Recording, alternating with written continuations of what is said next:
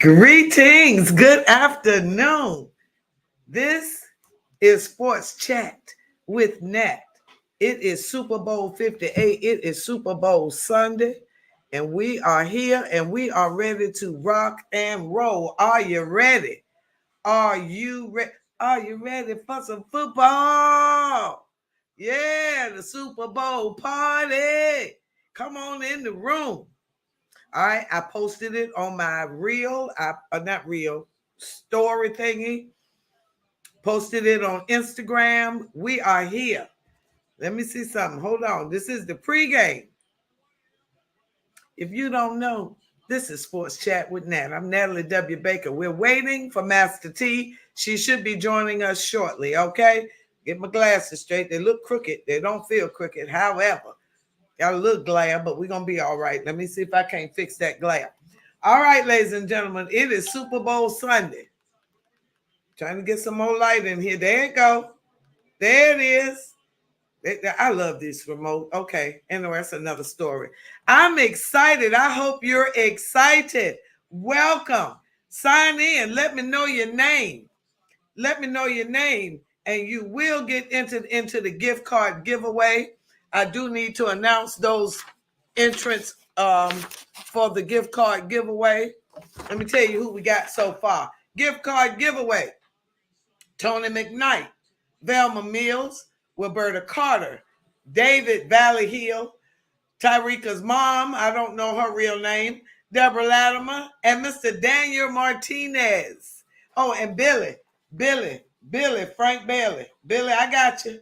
Billy, Frank Bailey. Listen, I got to check Regina Latimer. She signed on too.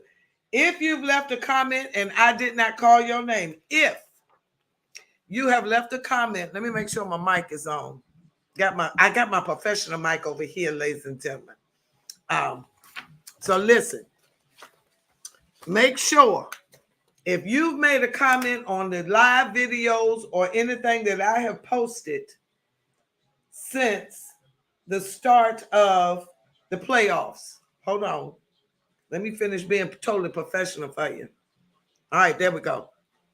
Now, if you have made a comment and I didn't call your name, please comment in the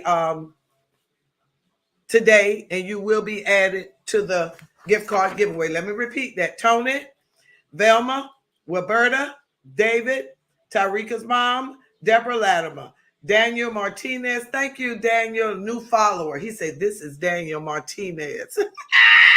I got you, Daniel. Billy, Frank Bailey, and Regina Latimer. Okay, again, if you have made a comment on my video and I did not call your name, just type it in or shoot me a text if you're that close to me and I didn't call your name. Shoot me a text on my phone. Speaking of phone, let me turn it off. Put on do not disturb. Well, not do not disturb because Master T might call. Y'all, I'm so excited. This is my third Super Bowl broadcast. Okay, let me go. I'm trying to be, listen, they tell me to use my personality, and then some people say I ain't professional enough. Well, listen, I'm going to give you a balance of the two. All right, I got my reminder. It said, be ready for your live. I'm on. Thank you, Vanessa. I am on. Now, ladies and gentlemen, let me be professional for a moment. We are broadcasting live on Facebook on my Natalie W. Baker page and on YouTube on Sports Chat with Nat. All right. Just found out yesterday I could have connected Instagram, but we're going to get a new Sports Chat with Nat Instagram page and we will be streaming on there as well. Okay. So we are streaming live on YouTube and Facebook on my Natalie W. Baker page and on YouTube, Sports Chat with Nat, live, same time. Thank you so much for watching. All right. Now, let me make sure I didn't miss nothing. I sent out some information. All right. Now, we got a lot to talk about in this pregame show. This is the pregame for Super Bowl 58. So I will save some of my information for later. But we are going to talk about some things here. Wait a minute. I got my list. I just had the list Lord have mercy. Listen, this is some of my personality coming out. And I know I'm professional because I just wrote it down. That's a note. All right, so listen, we got some things here. Lord have mercy. Now, first thing I want to talk about, the Super Bowl. The 49ers. Now, some of y'all may know, some of you may not know, but the 49ers have been quite consistent here. This is their second trip to the Super Bowl in the last, 5 years? Let me pull up one more thing while I say that before I mess up. But I want you to know that they have a world-class personnel development machine. Now, listen.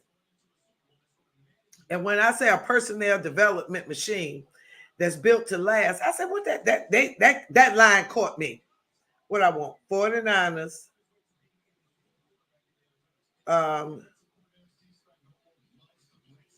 Wait a minute, Super Bowl wins. Okay. All right, the 49ers Super Bowls, they have won 1, 2, 3, 4, 5.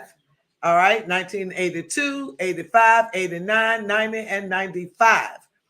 All right, so there, hold on, let me make sure I tell you this right. I wanted to tell you one more thing, but that's going to be all for now. So they've had 5 trips, they're going for number 6. But this particular decade, those other ones was Kyle Shanahan daddy. I'm going to get to him in a minute. But there again, but they have a unique way of developing players, coaches, the whole 9 yards. So I printed some things out here. Their GM is John Lynch. Listen, old school people will know John Lynch was a bad boy. He was a bad boy. I mean, his son played for a while, but he didn't turn out as nice as his daddy. But John Lynch was absolutely awesome. GM 49ers. He was a safety. I couldn't remember what position, but he was a safety with the 49ers. He's the general manager of the 49ers right now. Listen, guys, he was a tough cookie. He played college ball at Stanford, and he was drafted by the Tampa Bay Buccaneers, and they won the Super Bowl. He was over there when Dungy won the Super Bowl. All right. And then he spent 4 years with the Denver Broncos. Commentated for a little while. He made 9 Pro Bowls and the Hall of Fame in 2021. So when you bring somebody in like that, they know what it takes to win. So when they talk to the play, hey, Master T! Woo-hoo! Hey, y'all. Hello, everyone. I can't hear you. Oh, you can't hear me? I think I did something wrong. I might have to turn these off so I can hear you. Say something, Sugar. Hey. Let me make sure I can hear you. Oh, she can't hear me. I can hear you, though.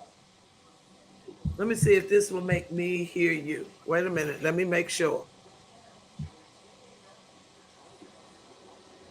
Nope, you just muted yourself. No, but I can't hear you now. You muted. Can you hear me now? Oh, I can. Yeah. Look at that. What's happening, Master T? Not much, guys. I'm excited. Okay, so while I did... Listen, did you see me hollering and acting like a kid when I came? I was like, ah! No, I missed it. I missed that because while you I actually was watching pregame. Well, I'm still watching. This is my favorite part about Super Bowl, you guys. Exactly. Is actually watching the beginning, like pregame stuff of like different things. You learn more about the players, different things that goes on in their lives. Also, like and then they just had a what were they doing? Oh, they did a hangover edition of of like Super Bowl, like with the host and stuff. So I was watching that. So that was probably I was a little late because I'd be watching stuff. Let me ask you something. What are you watching? What channel are you watching? So I flip back and forth, but mostly I try to stay on the channel that they actually are doing it. So I'm watching CBS. right Me now. too. Okay. But sometimes I flip to NFL Network and watch Okay. theirs and stuff. But CBS is which they did the Nate Burleson and all them did their like hangover Yes. thing. It was really cute. And actually, for my fashionistas out there, I learned so I hate mentioning this, but I have to mention her because she was the one who wore it and that everybody paid attention to. So I don't remember what week it was, but there was a girl, but Taylor Swift wore a jacket that had like Travis Kelce on there.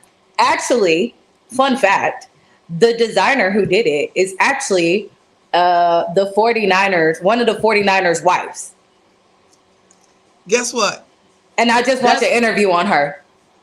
It's on my list of things to talk about because Tomlin's wife has been doing fashion for years. Really? Years. Well, I need to follow her on Instagram too now. Wait a minute. So that's on my list, and I'm glad you're doing that because while you're doing that, I'm going to make sure I can tell them how many years Tomlin's wife has been doing it, and we're going to ask Najee and the boys to start wearing her fashions. Hey. Yes.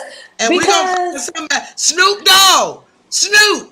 Get your jacket made by Tomlin's wife. You're still a fan. Somebody that follows Snoop. Let me turn my I need to like turn my computer so like you can see. Yeah, so Girl, sorry you guys. I'm in like this. in the kitchen area because I can like watch at the same time with this. So they're doing like circus so that's why I'm paying attention. All right, so I can't say her name right, but I literally just started following her on Instagram after seeing this. I'm one of those people like it takes me a minute to like follow somebody or like get into the hype.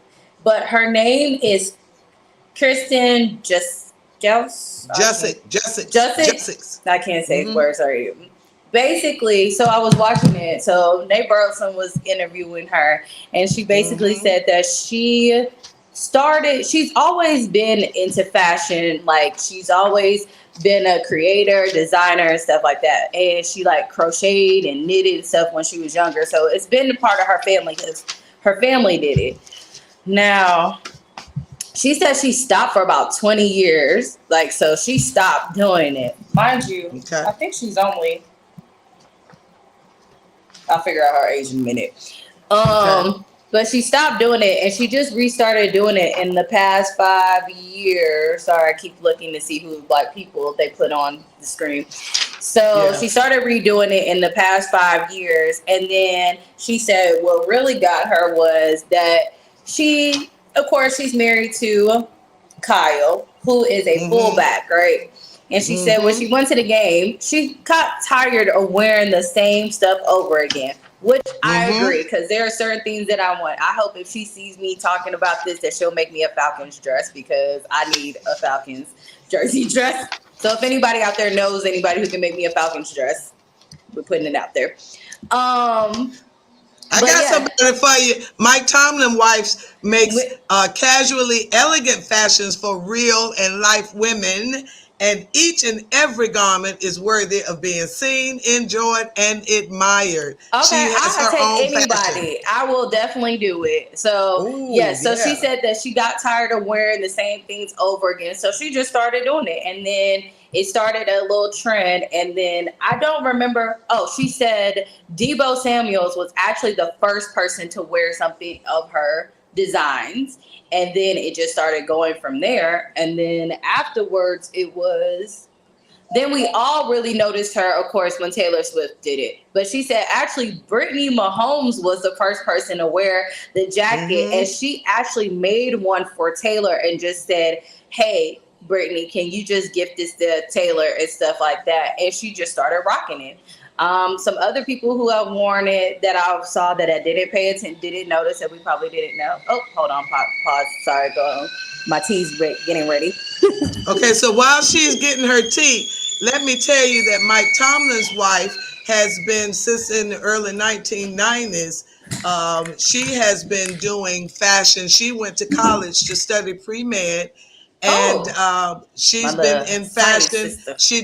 She took her sewing machine with her to college, and she would make clothes for her roommate. She did a number of sorority step show costumes, And upon graduating from the College of William and Mary, her and Tomlin got married, and she made the bridesmaids' dresses for her own wedding. Man, let me find her too. So yeah, so we got two extraordinary women out there doing stuff, fashion stuff. I don't mind either one of y'all. Please let me wear something, make me something. I will wear it. But yeah, that's pretty much how she started, where she was pretty much tired of it. Also, she made Simone Biles' vest from that she wore at the Green Bay game. I forgot who they played that night, but she wore it for what Jonathan Owens, because I remember seeing it. So I always be wondering how these people be getting something. It's just all about finding the right fashion person. And she makes them out for people's actual jerseys too. That's what makes it really cool. Now, I've known that Tomlin's wife has been doing fashion shows for a while, because they do a fundraiser with her fashion show for some of their charities. So she's been doing, let's see, it's called, I'm trying to see what it's called, Kiya, Kiya Tomlin, Women's Clothing and Fashion. You see, I'm watching, I'm looking it up right now. Yeah, so she does have some t-shirts on the men here, unisex. Okay, so Najee, fellas, y'all need to start wearing Kayla Tomlin's clothing. So, but you know what? God has his own timing, and she does what she does with her fashion. And I'm not taking any away from Jussie, but it goes to show sometimes it's not what you know, it's who you know. Because all it took was Taylor Swift wearing her stuff, and I'm sure some celebrities have worn Tomlin's clothing as well. However, I hope that us mentioning Kiya Tomlin here will motivate someone to go to her website, mention that you heard it here on Sports Chat with Nat and Master T, and we will be so glad to shout. We're going to shout her out anyway. We're going to start following her, and Master T following her right now. And we're going to shout out to her and let her know that we gave her a shout out here on Sports Chat with Nat on the pregame show of Super Bowl 58. Yeah, so we got her name again. I'm over here I'm working on it, trying to find her. Kiya. Kiya. Oops, that's what I'm Tomlin.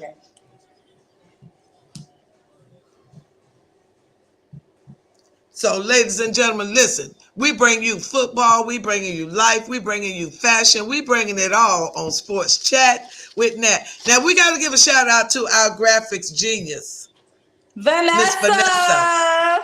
If you are noticing, when I've gone live the 2 previous seasons, we did not have, and when we were doing our pregame predictions all season, we did not have this beautiful graphic. Well, it got on there towards the end. But listen, ladies and gentlemen, we're going to stop right now and give our graphic designer a round of applause. Yay! Thanks, Vanessa. She making us look like $1 million. And, that's what relationships are about. We are trying to share our love of football, and she saw what we were doing, and through her connection with Master T, we are here. And this is Who Run the World? Girls. Who Run the World? Girls.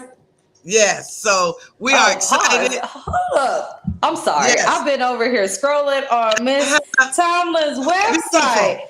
They're cute. Beautiful. So I guess next season you guys may see me in a Falcons thing that's cute. Okay, sorry. I got a little sidetracked. I always am trying to find a new football outfit and stuff, so. I think we're going to reach out to her, guys, and see if she'll make us something for next season. We're going to do it. We're going to speak that into existence. Of course she got Steelers stuff, girl. Of course she got Steelers. I got to find my Falcons, though. I don't think she has any Falcons. Sorry. Wait a minute. Okay, before you came on the air, what I was getting ready to tell them about, you've noticed that San Francisco has been a good team for a long time. Mm-hmm. Even back when they was winning them 5 Super Bowls in the 80s and the 90s, okay? Mm-hmm. They have a world-class personnel development program. They are developing men and coaches over there like none other. They are doing some things. I mean, let me tell you something. This is year number 7 for Kyle Shanahan and John Lynch. I just told you he was a safety, played with San Francisco, and he was awesome. He's in the Hall of Fame. And Kyle Shanahan is the son of Mike Shanahan, who was the coach of the 49ers when they won all those Super Bowls back in the day. He was their coach. All right. And also on that same team was Christian McCaffrey's father. He was on the team winning the Super Bowls, yes, with Mike Shanahan. Yes. Wow. And you know what? They probably talk about this right now on NFL Today because I see they have a. Well, I have it for you. I have it for you, Master T. Oh, no, that's Chief stuff. That's Chief stuff? Hold on. Yeah, they got Norma. Yeah, they talking about the Chiefs dynasty. Well, I know that didn't print. But yeah, call their daddy. Hear this right here. Christian McCaffrey and Kyle Shanahan are following the footsteps of their dad. They definitely won Super Bowls in the 90s together on 2 teams. Christian's dad, Ed, won the title under Mike Shanahan when the latter was the 49ers offensive coordinator. And they won 2 titles in Denver when Mike was the head coach. Now, Kyle and Mike Shanahan would be the first father and son head coaches to win Super Bowls. Well, it ain't happening today because Chiefs going to win. But anyhow, okay. Should the 49ers that's win? That's what she's saying, but I mean, I'm sorry. like I said, You going for the 49ers. I know. So, but listen. I'm telling you. So to me, that's really special. So it really would be special if they could win.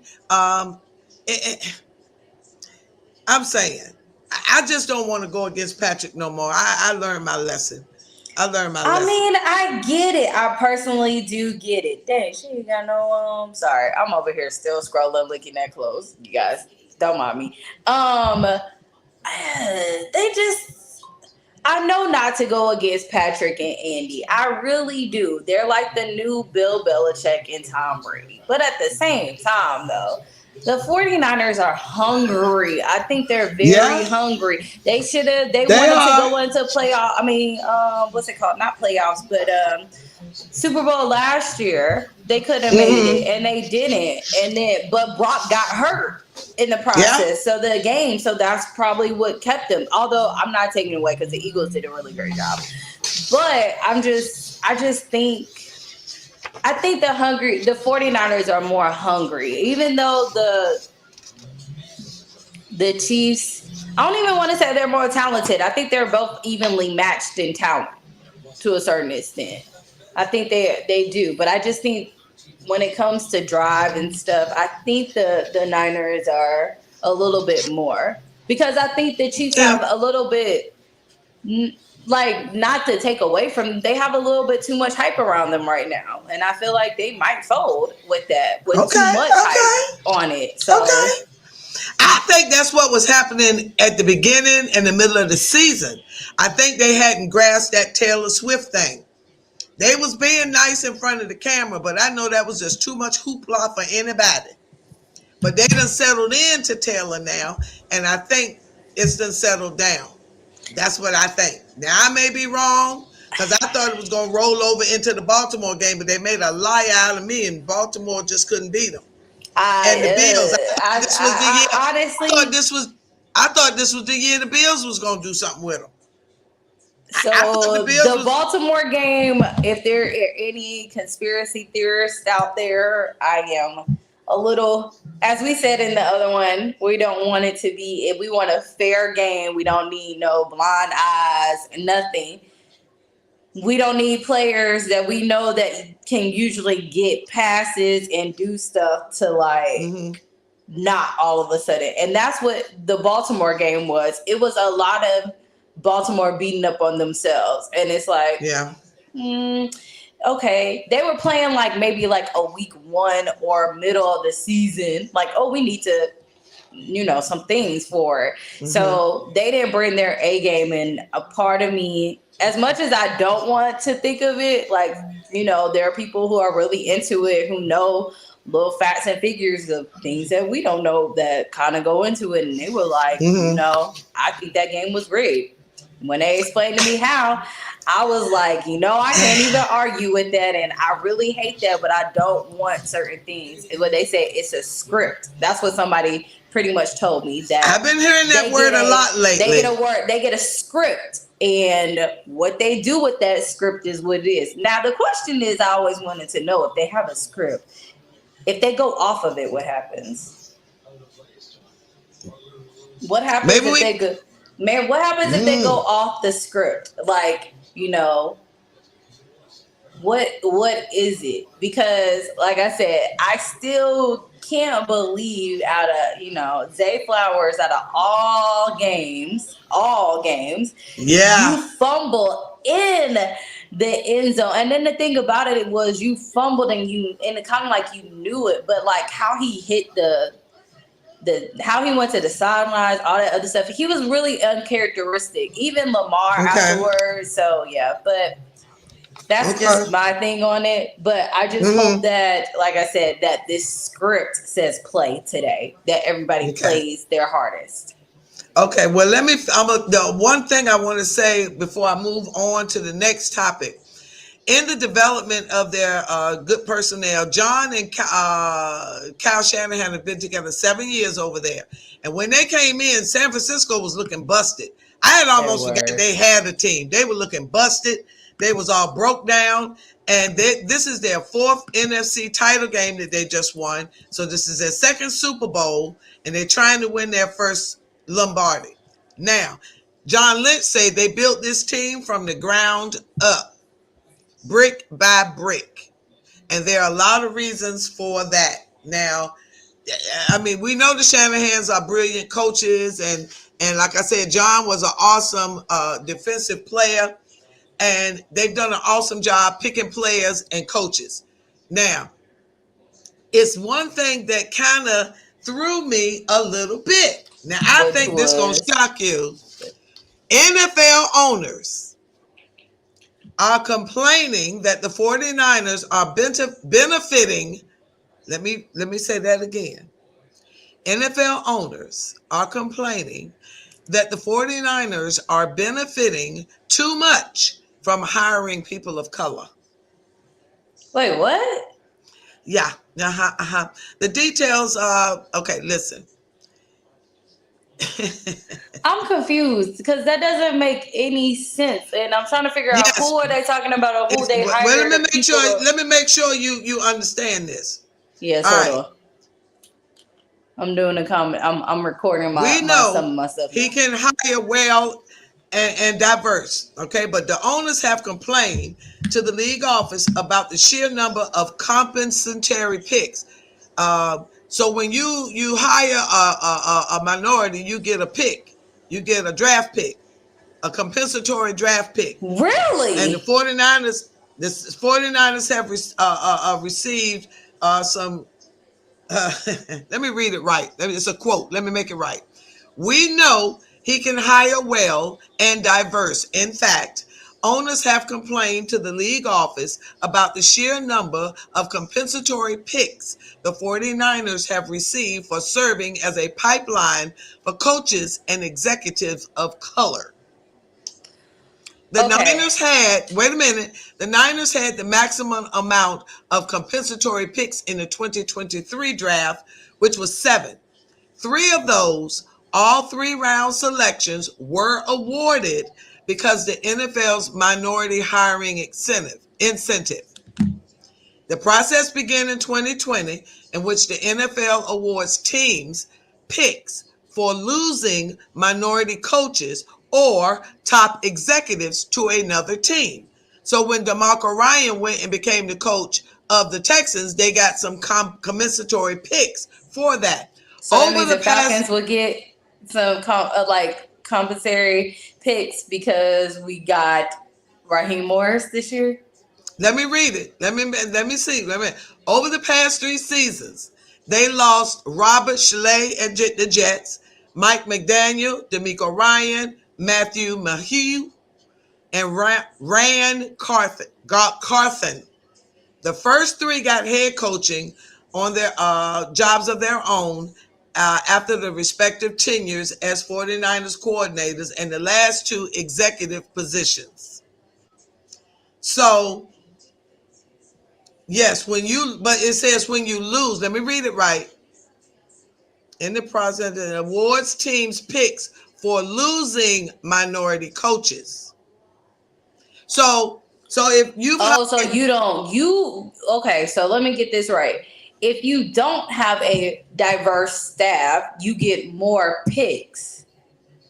But if you do have a diverse staff, then you're supposed to have less picks. So if you got black coaches on your staff, you got black coaches and black executives, okay. You lose them and they go get another job in the NFL, okay? You get picks for that. I don't know who came up with this, but but the point is, I know I don't know him personally, John Lynch personally, or Kyle Shanahan personally, but I do know this. Both of them been around football since they was babies. Yeah.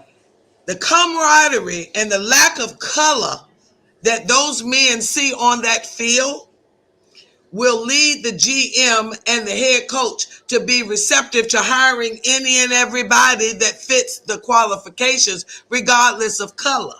Some teams are stuck on white, bright, lily.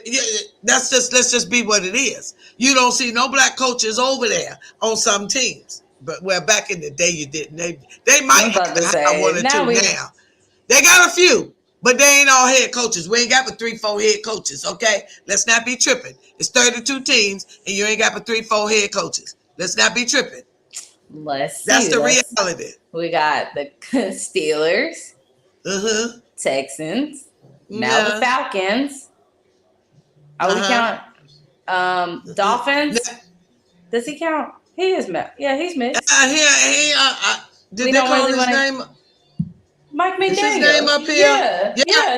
Yeah. Mike McDaniel. He's something. Yeah. Robert Jets. Who? The Jets. Robert, how you say his name? Saleh, Saleh. The Jets head coach. He ain't white. He's a color. He's of color. Okay. Saleh. He's of color. Oh, yeah. Where you at? You 5? I'm 5, you guys. Okay, I think we done. We done. Nope, we got the Patriots new head coach now. That's 6. 6. Woo! 6 out of 32.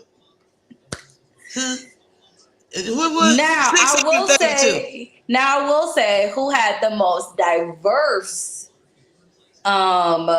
coaching and different staff. Okay.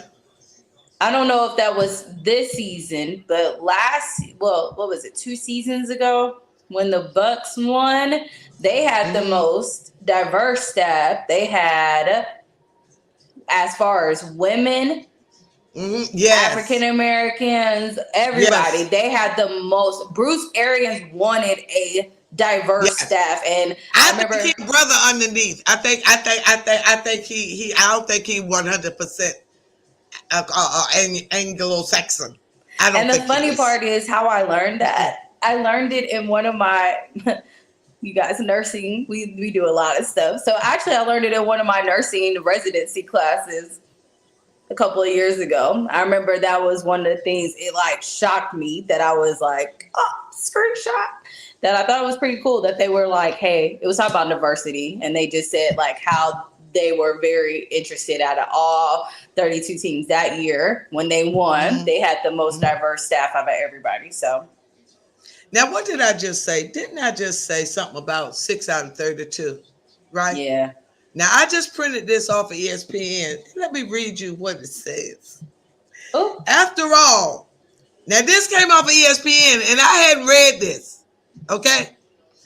After all, it's rather egregious that a league with mostly black talent doesn't have proportionate representation in positions of power. Last year's total of 6 minority head coaches was celebrated by the NFL, despite the number still representing less than a quarter of 32 jobs. What did I just say?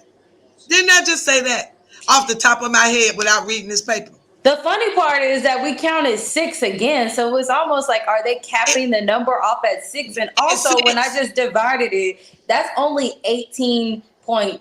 It's pretty much almost 19%. So that's still less than 10%. Exactly. Well, I'm gonna say 10% because it's like, yeah, it's more than 10, but it's less than 20%, 30% representation. Yeah. But see, they invest in the individuals, and they are spending time developing them, and not just on the field, but off the field as well. And that's another thing that Tomlin does over there too, that they don't talk about a lot. You have to participate in community service and things of that nature over there. You just have to. It's not an option. They do some things over there. You just got to participate. And a lot of people, it's a different environment when your leader is open to everyone. You know, some people just have that, and it feels very, it feels very, very limited, just like the coaches. If I could say that very politically correct, seems very limited. So I'm excited that we do have a whopping 6 out of 32. That is my lucky number, 632. I am excited that we have a whopping 6 out of 30. Can we play it? We need to play it. We need to play it. We need to play it. 632, got it. You know, it still breaks my heart that at this age in 2024, when you got so many outstanding players on the field, and you make millions and millions of dollars off of them, you don't care enough about them after they finish running up and down the field for you to give them an opportunity in either in your office or on the sidelines coaching the players that are coming after them, even if they've won you championships.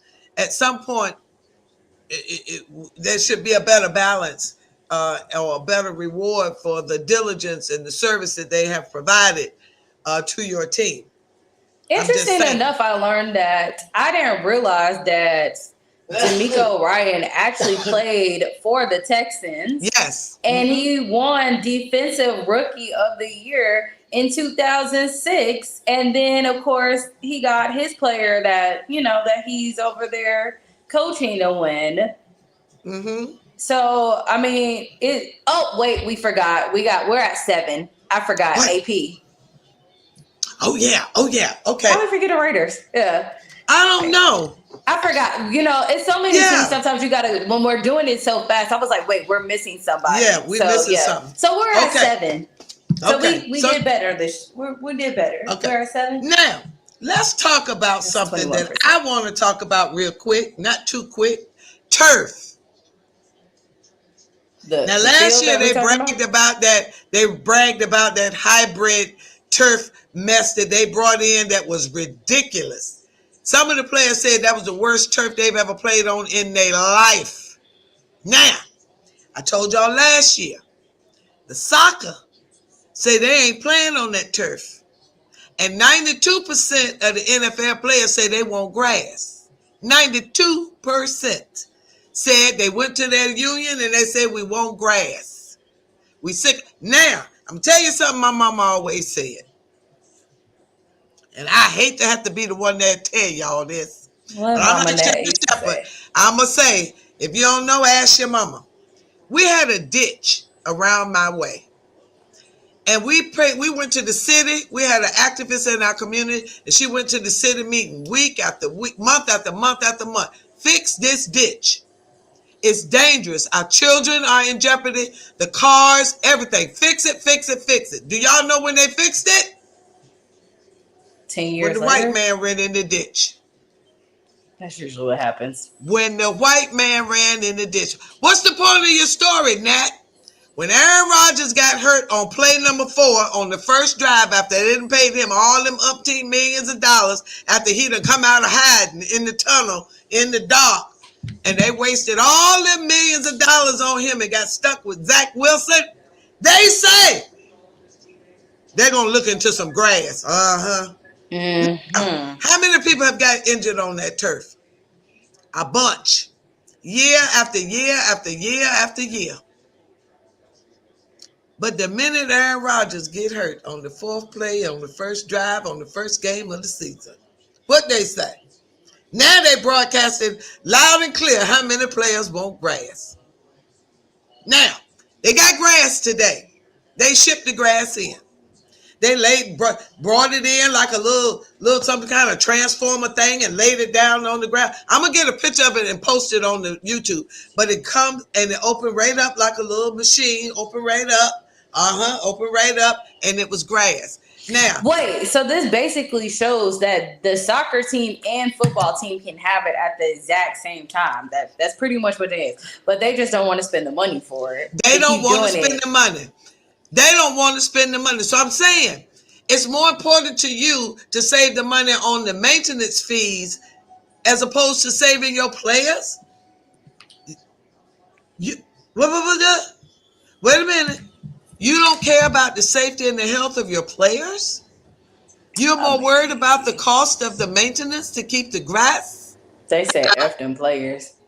That's exactly what they say. But also, I mean, we think about it in the health perspective. A lot of them say they have very good. I mean, it's almost like the U.S. military. They always say they get very great benefits and everything while they're in service and everything. NFL, but when they get out, but when they get out, they don't really get the right services that they need to, and of all that. Now, sometimes they're able to, like, they have. Let me change it. They may have access to the right people because, of course, that they've been in the NFL and they have that connection.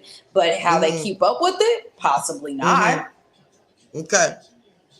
Now, I wanted to know the cost of the equipment, supplies, and the labor for grass and turf. Listen. She wouldn't jump, guys. She wouldn't research. I had to research it because it bothers me that we've lost players. I'm looking at the grass right now. The number of players that have spent years hurt or lose their careers behind injuries on the turf. The guys say when they fall on it, it's like falling on concrete. It doesn't give like natural grass. They grew up playing on grass that gives. And it's half and half with turf and grass. And last year they had hybrid grass and only 2 teams got hybrid grass. And that's the Philadelphia Eagles. Was they trying to give the Eagles an edge with the same kind of turf that they use? I just a question. Things that make you go, Okay, so listen. This is the synthetic turf versus natural grass. Water for cooling. Turf, 6,000 to 35,000. Irrigation, natural grass, 6,000, 35,000. Okay. Sprayer for water That's not a big difference. Thank you.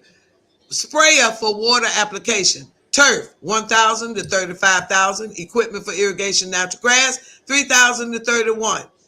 Okay, it's even out. 35, 31. That's okay, even out. Sweeper. Now there's a little sweeper, 1,500 to 20,000 for turf. Mower, 13,000 to 69,000. They can find some brothers with some mowers and cut some grass, and they won't have to pay that much. They can come up with it. That's one of them figures that can be adjusted. That is true. You ain't got to pay nobody $35,000 cut no grass. You can find 5 brothers or 5 companies in the city that's going to charge you less if you give them an opportunity. That's true. Y'all foolish if y'all settle for that price. Y'all ain't getting the right bids. Okay, moving on. Mechanical broom, 500 to 3,000 for turf. Fertilizer application, 1,000 to 3,000. Duh, still not that big of a difference. And the cap for the owners has been raised to billions of dollars that they can borrow. Okay, I'm just saying. Total. Let me jump down to the total. Total is. Oh, that's mad right. For turf, 23,250 to 127,000. Grass, 42,800 to 205,500. The biggest difference comes They got rollers and a vacuum. A vacuum on grass, real grass. Since when you need a vacuum cleaner? A vacuum on grass. What's the vacuum for? I don't know. Irrigator, aerator, field magnet, and aerator. Okay, that's a couple of thousand. But again, still, you're gonna tell me you paying them millions of dollars, but their health is, because think about it. You spend a couple of extra thousand on the grass, but you lose 3 people that you got to pay millions of dollars. Where your bargain at now? You see what I'm saying? Yes. Because if you losing millions of dollars, because you still got to pay CD Lamb and Patrick Mahomes and all of your superstars, you got to pay them even if they out injured. But all you had to do was pay a few $1,000s to get some grass. Okay. Moving on. Next topic. Sorry, guys. If y'all been watching my facial expressions, it's because I'm watching that they've made a SpongeBob parody song with the them showing with the players and stuff. So that's why my face has been looking like, what is this? But yes, did you see my text? Did you see my text message? You just sent me one. No, I sent you one about 30 minutes or so ago. I did not see that one. You see it now?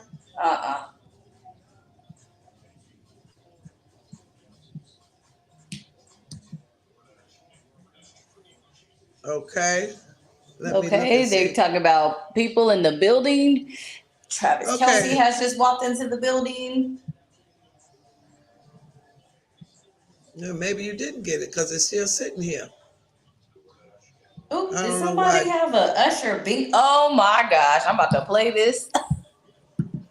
So somebody, but I wanted you to look up the honoree NFL honoree class. You know the list. Oh, Devin Hester and all them.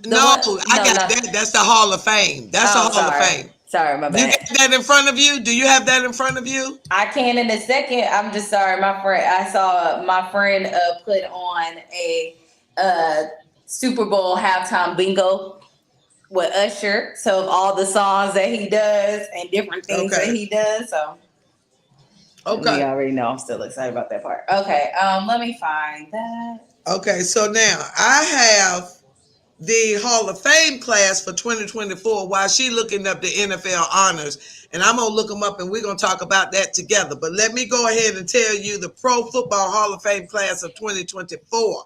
We got Dwight Freeney. Dwight Freeney, he was with the Colts in 2000.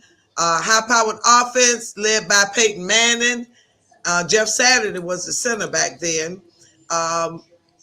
He is 16 best. Let me see. Dwight Freeney, Devin Hester, the first special teams to ever go into the Hall of Fame.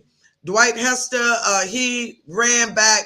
He had 14 punt return touchdowns. He holds the record, and 5 kickoff return touchdowns, and 20 overall return touchdowns. The first. I lost myself. That's all right. He was the first special. He's the first special teams player to go into the Hall of Fame with 20 overall return touchdowns. Andre Johnson, very emotional about going into the Hall of Fame. He was a wideout with the Houston Texans. Julius Peppers, he was a beast. He was a defensive beast. He was the Rookie of the Year in 2002. After recording 12 sacks and 5 forced fumbles and 1 interception in 12 games with the Carolina Panthers when they had a smoking team a couple of years. Yeah. Yep, that was Patrick Willis. Willis' career did not span as long as most of NFL people, but whopping 5 first-team All-Pro honors and 7 Pro Bowls with the 49ers. Defensive Rookie of the Year in 2007. With an eye-opening 175 tackles, Willis would go on to register at least 100 tackles in 6 of his 8 seasons. All right. And Randy Grecia, one of the foremost linebackers He is going in, and Steve McMichael, long-haired roughneck out of Texas, third round draft pick in 1980. 1985 Super Bowl winner with the Chicago Bears. And that is your 2024 class of Hall of Famers. All right. Yeah. NFL honors. NFL honors. Oh, yes, the winners of the honors, yes. All right, so it's in no particular order, but it started off with, I'll just do with the order that they gave it to. So, starting off with the Walter Payton Man of the Year award goes to, Miss Natalie, I know, is super excited with this one. Cameron Hayward of the Pittsburgh Steelers. And he has been nominated 6 times for the award. 6 times every year. He got it. Yeah, he's such a sweet guy. He's a sweet, sweet guy. I'll tell you a little bit, guys. He gives suits to kids for prom, everything, because his daddy had one suit all the way through college, only one. So that's what he does. Go on. Hold up. There you go. Lamar Jackson became MVP. Yeah, yes. I was going for him. Comeback Player of the Year award goes to Joe Flacco, which we already knew that was going to happen. Some people were upset. Somebody wanted to say, somebody made the statement. How could he be Comeback Player of the Year and he ain't played for so many games? Listen, that boy came off the couch, came in the game, and made them look good and got them to the playoffs. Listen, he did not miss a beat. He deserved Comeback Player of the Year. Who did they want to win? I don't know. Somebody wanted Tua. Tua was up there. I was like, Tua won out last year. They were talking about because he had concussions. Okay. Okay. Whatever. I mean, he really wasn't really. I know you love DeMar Hamlin, but no. He didn't play, so that's the only thing with DeMar. So if DeMar played, then yes, I would have said all the way. But they didn't let DeMar. He played what, 1 or 2 games? 1 or 2 games? I think 4 max. They literally they literally limit him, and that's fine. But I think Joe was definitely like with it because, like I said, you and Dunkin' Donuts line get that. Hey, I'm trying to tell you. Hey, okay, I think I won 56 donuts. And he went 4-1 with 1,616 yards, 13 touchdowns, and he did not throw an interception until that playoff game.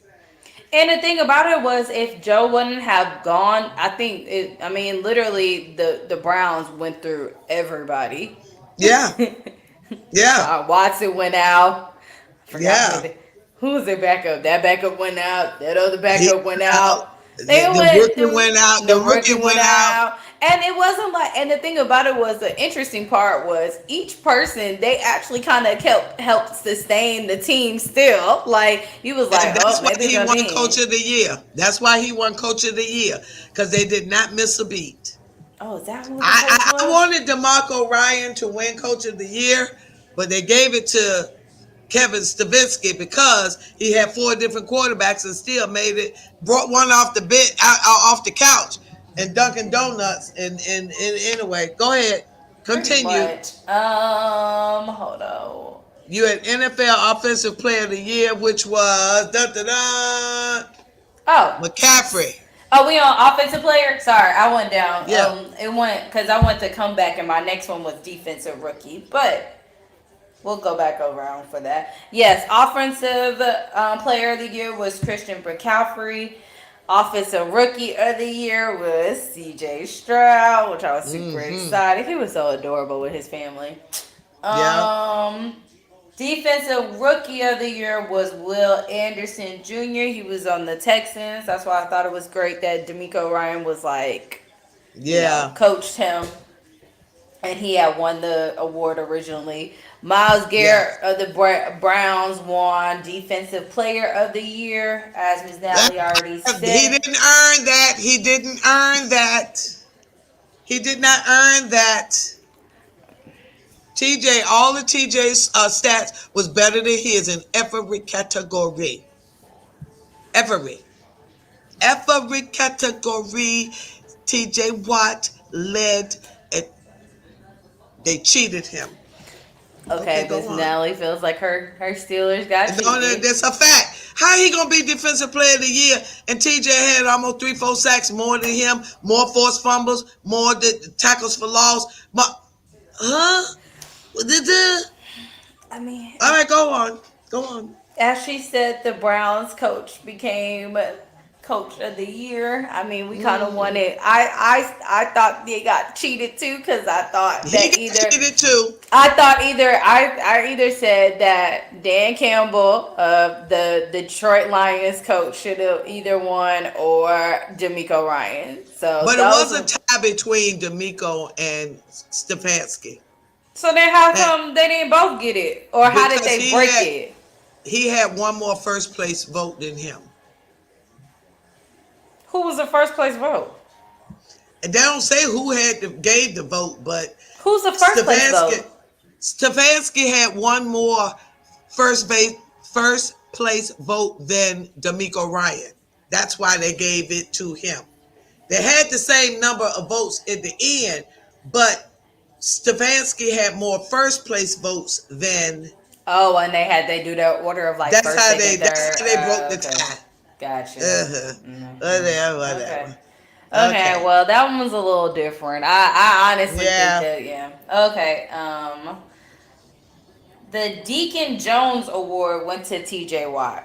Yeah, whatever. I forgot what the Deacon It's for the most sacks. Oh, there But you go. just like Chris, somebody won 2 awards. He could have won 2. Christian McCaffrey He won won Ground 2. Player Award. Yeah, so why couldn't he win 2? He earned it. Air That's Player. all right. The Air Player Award went to Brock Purdy. I bet. Okay, let me give you something. Let me prove my point.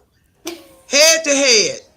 Head to head. We still talking about Miles and TJ? Yes. Yes. She feels some type of way. I feel some kind of way. Wait a minute. She I does. want it for the season, not for the every category. Okay, this look like overall. 2 hours. Okay. 30 Interceptions. TJ got that's all year to year. That's them head to head. Well, Patrick is doing his normal thing where he goes across the field and he prays. I learned from the quarterback. Ooh, I wonder if they're gonna do a quarterback series this year again. Okay, wait a minute. Okay, this is regular season and playoffs. Tackles solo. Myles Garrett 23, TJ 39. Assisted Myles Garrett 7, TJ 17. Combined. Quarterback hits Myles 18, TJ 26. I mean, wait a minute. How do you say he was better? I don't get it. I'm sorry. It don't work. I don't see it. All right, next on the list. Oh, sorry. This was really cute that they just played, but you know how they've been doing the challenge of being like, I don't know what this challenge is technically called, but everybody's like, I'm this. Of course I do this. They just did a tight end one with Travis Kelce and George Kittle. It was kind of funny. They were like, I'm a tight end. Of course I spiked the ball in the end zone. Like, okay, that's cute. That was cute. They're interviewing him now, George Kittle. Okay, so where are we at now? Oh, salute to service went to Joe Cardona. He is a punter or spiker or something on the. I just had said it. He's a long snapper of the Patriots. The Art Rooney Award went to Bobby Wagner. The NFL Play went to CeeDee Lamb. Assistant coach was Jim Schwartz, who coaches for the Browns. Oh, the Browns had coaches was getting their stuff. I beg to differ, but hey. We already said ground player was Christian McCaffrey. The Bud Light Silly was Tommy DeVito. Rookie of the year was CJ Stroud. Sorry, I didn't know this because some things either they don't show it or they don't really do it. But my boy Calais Campbell won Community Award. Yes, he did. Either I wasn't paying attention when he won it, or they just didn't show it. They have so they have 2 for Don Shula Coach Award. So I'm not sure if they both won it or wait, hold up.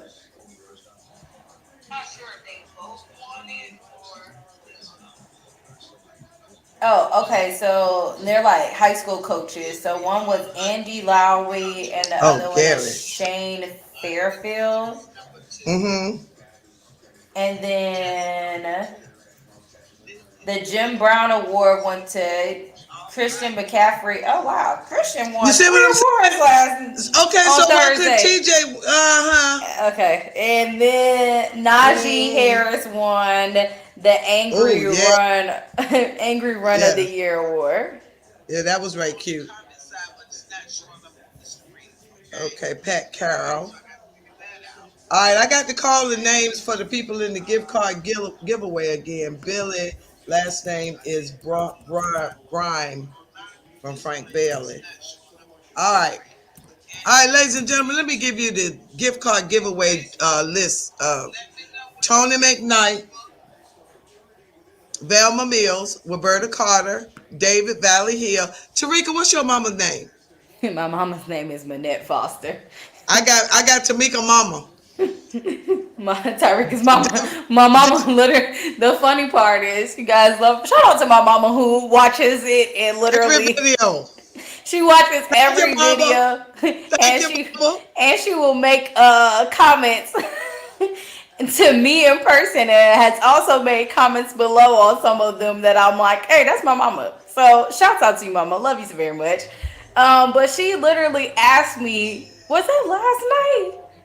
I think yesterday. I literally was walking out. She watched the last Super Bowl video, was like, the pregame thing. And she said, I've commented. How come my name's not in the gift card giveaway? I said, I don't know this. Like, we'll figure this out in the back of your mama. So, yes, okay, mama, you in there, mama. You in there, mama. Okay. Deborah Lattimore, Daniel Martinez, Billy Bram, Regina Lattimore, Gary Walton, Dr. Patton, and Pat Carroll. That's a lot of people. So thanks for commenting. Yeah. So won't be but one winner, but all y'all names will be in there. How about that? What we giving away? What type of gift card is it? It's the last 2 times it's been a Walmart gift card. What we doing this year? We upgraded to Tarjay. We can. That facial expression was like, I mean, most people go to Walmart. Almost everybody go to Walmart to get something. If it ain't nothing but cleaning supplies. You know? I haven't been to Walmart in a minute. Oh, really? Oh, so you're a Target person? We can do Target. I'm a Tarjay. I'm a Tarjay. Okay, we're going to do Tarjay. I don't know. It's whatever. I thought, or I didn't know it was already picked, or does the winner pick what gift card they want? It's not. The winner can pick. The winner can decide what they want. The gift card. We can do like how would I do at work? What we do at work when they want to give us like a little gift card to say thank you. This past year, they did actually pretty good. Usually they used to give us Kroger gift cards for like Thanksgiving. This past year they gave us a whole list of like gift cards that we could pick from. So they was like Kroger, Target, right, Amazon. No, Amazon. Yeah, we can do Amazon. We can do whatever. Because everybody on Amazon. That's my best friend. So right we there. can do that. We can do an Amazon gift card. That'll be fine. That's what the gift card giveaway gonna be this time. Amazon. Oh, I just guessed it. So hey, you guys, sorry. I hope you like it.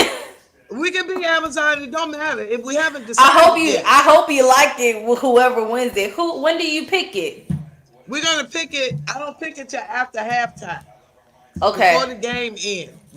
And so I go live in the fourth quarter. So right before fourth quarter. She did. I'm not gonna say that. She said on the thing she posted that I would be doing live reactions during the game, which I probably will, but I just won't be doing the. You know how I do the play-by-play thingy. Mm-hmm. It's hard for me not to do that, but because of the delay. But I just get so hyped. I just. I know I can't. Yeah, me with my I'm so headphones hyped. on and watching it, I probably will not. I will pop in you guys during the breaks and stuff and doing So, it, but I can't so do we it have. during it because I'm gonna be screaming in the middle of the game and y'all gonna be Well, that's like, what I "What?" do. So, but we got to figure out. We're gonna do the stats at the end of the quarter, or we're gonna wait till the end of the half. I think end of the half because we only have so much time in So between we're gonna do commercials. at the end of the half. And so she got us live at 6 p.m. for the kickoff. Now last year I had quite a few people. And for those, thank you. Last year, Sports Chat with Nat was in the top 1% of sports creators the week of the Super Bowl. Yes, y'all. Congratulations! Good job. That was you So guys. I was on air from like 2 p.m. until the game was over, 11 that night? That was a I long had like time. It was a long time, but I had so much fun. I only took a break at halftime to go next door and get some chicken wings. And but this year we're going to do it a little different. We've given you a pregame show. We've talked about the turf. Oh, let Mm-hmm. me tell you this. So this turf is grass. They flew in grass. And the soccer team, the FIFA, they said they are not playing on turf. They play on grass. Okay? So if they can say it, why can't the NFL do it? Wait, Okay. so the NFL wants to play on grass, though, right? The players have went to the union and very vocally said, with 90%, 92% to be exact, we want grass So what's now. the thing about it, which is interesting, is what's the problem? Because both soccer They and say cost. That the NFL owners are saying cost. well, if they get Look, together with the soccer owners and they get together, it shouldn't be a exactly. problem if they both want the same thing. They share the same Exactly. field. The Most of them, same field. They yeah. do. So Same field. Yeah. Yeah. Yeah. whatever.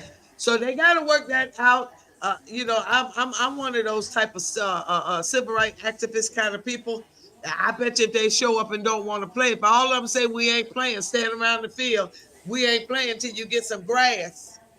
We ain't Huh? gonna be happy with that. We've already done that one They, year. huh We've now? already had almost a season where we didn't have football, and everybody was like, So "What?" I know, but the number, I think what really, I'm telling you, what hurts my heart is how they are so willing to allow the players' injuries, which has been proven so many times, more than not, that it is safer and healthier for them to play on grass. But if you think It's been about it, it proven. should because that's where they all start playing football at. When you're in little league, you're playing outside on grass. When you're in high school, when you're in middle school, you're playing in grass. When you're in high school, grass. College, grass. So how is it that then it's like you switch up to And you turf, practice on grass. grass? Oh yeah, yeah. So And the 49ers were complaining when they arrived in Vegas that their practice field had bad grass and bad turf or whatever it was. It wasn't right. So they said, we're going to practice anyway. We going on. We ain't going to make too much big a deal, but we're going to let y'all know. We're going to report, make it verbal, make it, we're going to be transparent. The grass was messed up. the The behind the practice field scene was things messed up. that you don't know. That's the fun part. Huh? Said the behind the scene things that you don't know. There's a I'm lot of trying to behind the tell you. scene things that happen that you be like, They wow. keep us in Well, the dark about a lot of things because they don't want us to know. Now, um, there's been a lot of talk. You did a nice piece on talking about Patrick being the next Tom Brady. By any hmm. chance, do you have any stats on how close they are to have they passed Tom Brady and Gronk yet? As far as receiving, and I think Jerry Rice and Leeds, he passed Jerry Rice, and Jerry was with not only You talking Dan about Marino. Travis? I mean, Travis has passed Jerry Rice in right, touchdowns in the season. Is it season? No, not season. Like overall touchdowns and playoffs. Overall, yes. Yeah, and including playoffs. But Brady and Gronk, so tight end quarterback combo. Um, yeah, they holler about justice fashion. I'm gonna try not to be upset about the fact that just because Taylor wore her jacket, all of a sudden she the fashion icon, and Tom the wife been making fashion since '99. I mean, they so don't have no play. they don't. But I will have to say, I looked at both of their things. They have two different styles. Her style is definitely more like young and whatchamacallit. Because, like I said, some stuff I saw, I was like, ooh. Streetwear. What they call it? Streetwear. I like her streetwear. It's super cute. Yeah, but I was elegant casual. Casual. Something that's not like, I want to say this. My mom's like very into fashion and stuff, so it would be like her little thing that I would get her something of that like she would like. But hers is very street and whatchamacallit. But I would wear both of them because we're gonna try to. We're gonna see if she'll make us something. Right, I need both of them to make us something. We'll wear it on Sports Chat with Nat. We're gonna reach out to them. We're gonna hit them up. And for you guys who don't know already, because what? Miss Natalie, I don't know if you know this yet, but the Falcons and Steelers play this year against together. So if you are a big fan like us, you already know that they already we don't know exact dates yet until May, but that pretty much in advance of who who you're playing. Now, certain parts, they don't tell you exactly who the people you're playing, but they'll say like, hey, you're playing NFC. And they'll be like, you're playing the AFC North and the NFC North this year, and you already know obviously who's a part of both teams, but then they'll say maybe you'll have one opponent from these people, but you don't know those parts, but you pretty much know your opponents. So they released it, they officially did all the people and stuff, and I had my Chiefs friends message me talking about we coming to the game. Okay, that's great. I knew you when I found that Steelers one. I said, "Oh Lord, this one." Cowboys. I guess in the sense I'm like, part of me wants to sell part of my tickets, and the other part of me is like, I'm trying to go to the game. So, now listen, but yes, okay. So far, all considerably above range. Okay. So Patrick Mahomes is the current NFL record holder of yards per game. Is second in passer rating, tied of 7th all around.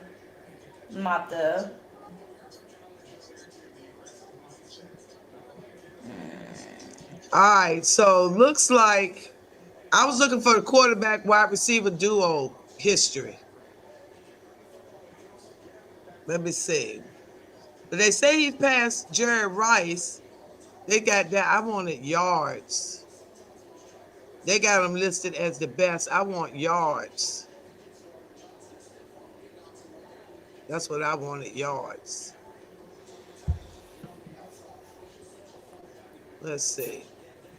To be honest, Patrick's gonna. I don't think he's done it yet, but he's coming up to coming up on Tom in a sense for some of these things, because so far, like obviously, Tom Brady had been in the game longer, but for Pat to be on it for year 4? No, what's this year? 6. Okay, they said that. Patrick. Yeah, he's already done certain things. Tom Brady didn't win MVP until his 8th season in the league. Yeah. So Mahomes through 7 years, he's already won 2 MVPs. So he's already surpassed that with it. So Tom Brady has 7 Super Bowl rings, 3 MVPs, 5 Super Bowl MVPs, 15 Pro Bowls, and 2 OPOY. I don't know what that one is. Offensive Player of the Year. Thank you. Now look up something real quick for me. How many touchdowns do Patrick and Mahomes have? Touchdowns. You mean touchdowns between Brady and No. I want oh, Patrick and Travis Mahomes. Kelce? Yeah, together. I want their number. Okay. I want their number.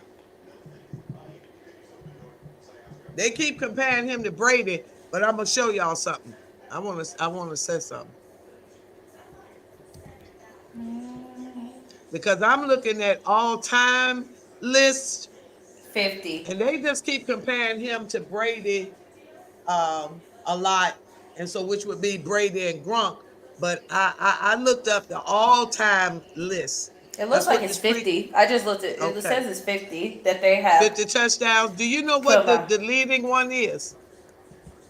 Who's the 112 leading? touchdowns. I'm telling you, it's 112 touchdowns, and it is Peyton Manning and Marvin Harrison. You know, let's talk about this right quick. You know, everybody always talks about Tom, but we forget about Peyton. I love me some Peyton Manning. Me. Peyton is the ish. Okay. Not only is he like second place is Jerry Rice and Joe Montana with 67 touchdowns. So they're close to that next one, but yeah. They don't even talk. So they're number 3 on that. And next after that is Steve Young and Jerry Rice. They had 119 touchdowns. So, I mean, they compared him a lot to Tom Brady, which is cute. But you need to compare him to Peyton Manning. So, but now you notice, I just glanced at the TV and they showed Taylor walking in. And then I see her. Jump right to Travis. But remember the beginning of the season we were talking about he needed his beard back? Who? Remember he shaved all his hair off his face? Oh yeah, he had that stupid little mustache that he looked like a racist on the foot. We said let it grow back. Yeah. His brother and him were talking on the podcast, and he said he feels more like himself now. Yeah, because he was looking. Okay. He was looking like a little country choir boy. That's a nice way of saying it. Yeah, I was. I thought I did good. For those people who wanted to know about that Taylor Swift thing, I forgot to say anything. Come on. Japan? Okay. I wasn't thinking because of the whole thing with it. All right. How everybody made a big deal of, is Taylor going to be there or something. All right. We have to remember, Japan is like a half a day ahead of us. It is we're East Coast time. So it's 4:22 p.m. here, right? Japan is 14 hours ahead of us. So currently in Japan, it is 6:22 a.m. in the morning. She was going to make Super Bowl if she did it last night. And then I think the flight possibly to Vegas is maybe about 10 to 12 hours. So she was going to make it. So this whole big deal of, oh my God, is she going to make it? I had to sit back and think about it because I really didn't care, but I had to address it and be like, oh my gosh, people made a whole big deal about it. Honestly, you lose a day going to Japan, half a day, but you gain it back coming back. So she's fine. That's what she's like. Oh, they interviewed my Usher baby. Sorry guys. That's okay. Excited. Usher is what you call it. I got to record it, so I'll watch it back in a second. Oh, you're going to... Oh, okay. I have it recording, so I can always rewind it back and see Usher, baby. I need to start doing it. I keep forgetting to do that. To record and watch back to some of these pregame stuff. All right, so we've been on 1 hour and 19 minutes now with our pregame show. And we've given you information about everything from fashion to football. We done talked a little bit about everything. We done talked about the turf. We done talked about the minority coaches and how they get compensatory picks if they lose a minority coach, and the NFL owners get mad. I learned something. I didn't know that. Listen, why don't you hire more minorities and you'll get some picks too? You mad about the wrong thing. Mad about the wrong thing. Okay, we talked about that. We talked about the quarterback wide receiver tandem. We talked about the Hall of Fame class. Talked about the Walter Payton Man of the Year.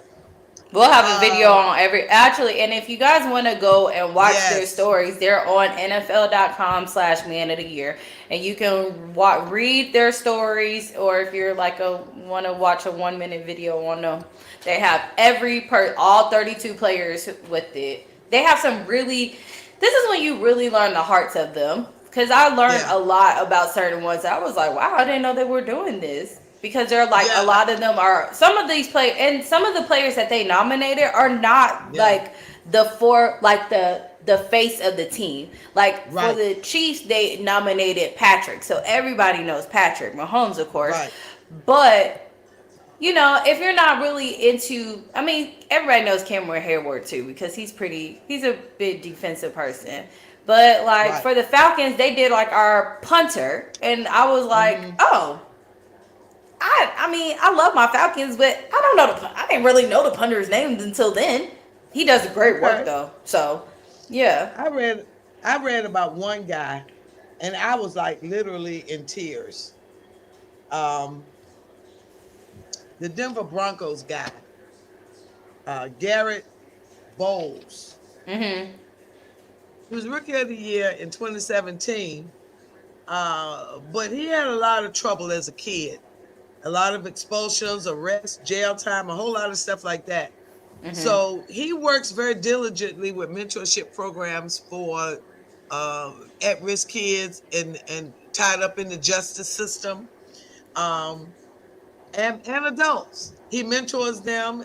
He works with them. He makes videos for them. He spends time with them, going to their different events to motivate them. And he even got kicked out of his own home. Wow. His parents kicked him out of his own home, and his coach took him in. So, so like she said, you find out a lot of stuff. We got information on all of them, but I just gave you a little tidbit. You know what I'm saying? Yes. You got to go to the page and check it out. We try to keep y'all informed about everything. Listen.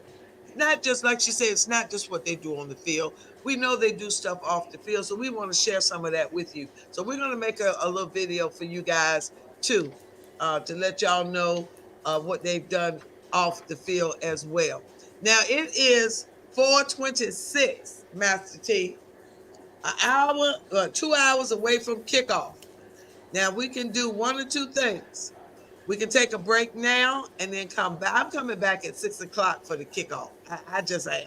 I'm gonna be here for the singing of the national anthem, so I can talk about whether they sound good or not, and see if anybody making the comments like they did last year. That's gonna be Reba McEntire's doing last year. Babyface tore up America the Beautiful. I don't remember. Last year, baby. Oh, honey, I do. It was bad. I had no girl. Oh, it was good, right? It was a lot of people online. He sounds so good. I mean, but it's Babyface. Everything was beautiful. Everything was beautiful. The only thing I did not like, I'm gonna be honest, was the NFL gospel choir. I think they sung "Lift Every Voice and Sing." That's Andrea Day's gonna be singing this year. She's singing this year. Yeah. And at the Pro Bowl, they had this choir that did a variation of arrangement. I missed it. I missed Pro Bowl, you guys. I saw one of the skills challenge. They was playing like look at Taylor speaking of skills. Speaking of skills challenge, at this the best quarterback, the highest score was Baker Mayfield. The accuracy. Baker. It was Baker and CJ Stroud 1-on-1 down to the finals, and CJ couldn't hit a net at the side of the building in the final round. But yeah, Baker Mayfield. I'm gonna have to go back and try to figure out, see some of them. I missed it. I saw their whatchamacallit. What did they do? I saw their part of their dodgeball. That was cute and funny. And then Who was it? I don't know They who it, did the but they were skills like test, they catching the were footballs. yeah in the water. I saw Oh, part of that. that was the best catch. That was best catch. That was Yeah, Puka. Nakua Yeah, they was and in the the boy water. They from was throwing. Cincinnati. The boy from Yeah, Cincinnati in JUCO. He flipped off the diving board and Puka Nakua caught his on the water sled thing, the yeah. I ski saw thing. that one. I didn't see. Wow, I He need to. won. Yeah. He won. I need to go back and watch Yeah, them Puka because won. I missed them. But So they did the tug of war. The NFC. they had fun. Listen, they had a technique that was unbelievable. They made the AFC look like kindergartners against college players. I'm not That gonna lie, you guys. I always have to go for my was a NFC. record. It was a Pro Bowl record how fast they beat them in the tug of war. Yes. I mean, they pulled that thing like boom, boom, boom, boom, bam, over.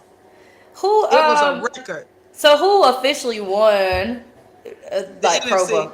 NFC? NFC. They killed. The thing was, they killed in the skills challenge. They killed it. What about the flag football? They won that too at the last second. Oh, okay. So it was like Uh, a good back and forth game. it was a very good. It was back and forth, back and forth, back and forth down to the last play. Good. Now I will say this: the NFC, they actually practiced the skills challenge. They had this gauntlet. They did that thing where they did like a marathon, a relay thing, and then they got to that gauntlet thing where they had to push it down the little track thing. Well, Kelsey figured out that if you pump on his side, it made it go faster. So they won both rounds of that using that technique because the AFC and them were neck and neck till they got to that last leg of the relay with that little gauntlet thing, and he was bumping down, and with him pumping on that side and them pushing on the other, it was awesome. They made the AFC look really foolish. I love it. I'm gonna say it. I said they look foolish I in love the it. skills challenge. Well, I hope that this translate into the big game. No, they won the Pro Bowl. They gonna win today. They gonna win And today. the NFC wins. I love how in Vegas right now it's like 3:00, like what, almost like 1:00 in the afternoons. So about time the game is over, they still get to go and party. So yes. All right, peoples. I need to go and get my food and stuff ready. Yes. I'll be back at 6. I'll come back. I'll probably mute myself during the the national anthems and stuff so I can hear it. So yeah, we'll listen. So anyway, ladies and gentlemen, thank you for watching our pregame show. We had one person share the video. We thank you so much for watching. Thank you so much for watching. Yes, you can see it because I can't see nothing. I can only read the comments that we've been writing and stuff. But yes, thank you very much. What comments you see? You see some comments? Oh, I lost them. Okay. We get ready to sign off for the pregame show and come back to you for the kickoff of the Super Bowl. Here she comes. My bad. So you see us? You see us? Are you seeing us somewhere? What you watching? Who? What comments you seeing? Oh, it was the comments between us when Vanessa was saying some stuff. She had said something. That's the only thing. I haven't seen anything else. It was a chat. It was in our chat. You can write. When I first came back. Oh, I see it. Yeah, when I came on and I was like, "Hello," and you were like, "I didn't see you." So yeah, I thought you. Oh, she said she hears an echo. That was me. Oh. I heard one earlier, but yeah, we figured it out. So yeah. Oh, we did. That was past stuff. We're okay. We good. We good. We good. Okay. Oh, we have another. Oh, see, look, I was like, chat. But that's are we doing okay? You happy with what we doing? We good. This looks so beautiful, Vanessa. So much. This is beautiful. I'm so excited. I feel so professional. Yes. I'm on the change. Okay, y'all. Thank y'all so much. In a minute. Thank y'all so much. We will be back for the kickoff. And go get ready. Go get your food. We be back. I sure am. I will get my food. I'm going to have, I don't know if I'm going to wear my Super Bowl shirt from when we had Super Bowl or I'm going to wear my Usher Baby shirt. I don't know which one of them. We'll see what I come up with. I'm wearing Lynn Swan today. I wear Lynn every Super Bowl. I wear him every Super Bowl. All right, we be back. Bye, guys. Peace.